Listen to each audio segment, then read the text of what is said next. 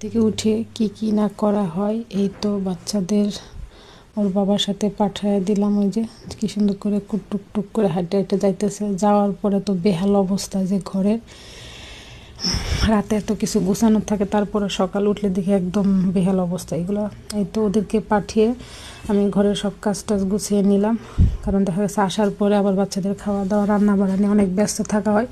তাই ওদেরকে পাঠিয়ে বেশিরভাগ সময় আমি ঘরটরের সব কাজটা সারি। ঘরের কাজটা সেরে যখন বড় ছেলে গেল কোচিংয়ে, ও আবার কোচিং থেকে এসে খাবে। সকাল থেকে 2-3 বার নাস্তার আয়োজন করা হয়। যেদিন হালকা কোনো নাস্তা করায় সেদিন আবার ভারী খাবার। যেমন বড় ছেলে এসে কোচিংয়ে থেকে এসে স্কুলে যাবে, তাই ভাবলাম ওর জন্য পরোটা করি, আর বাকিগুলো ওরও এসে খাবে।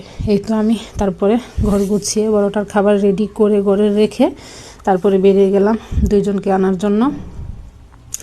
তো টুক টুক টুক টুক করে চলে গেলাম স্কুলের ভিতরে।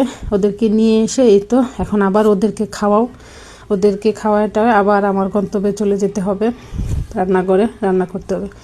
সকাল থেকে উঠে কয় ধরনের নাস্তা করতে হয়, খাওয়াইতে হয়, গুছাইতে, এই আর কি কাজ।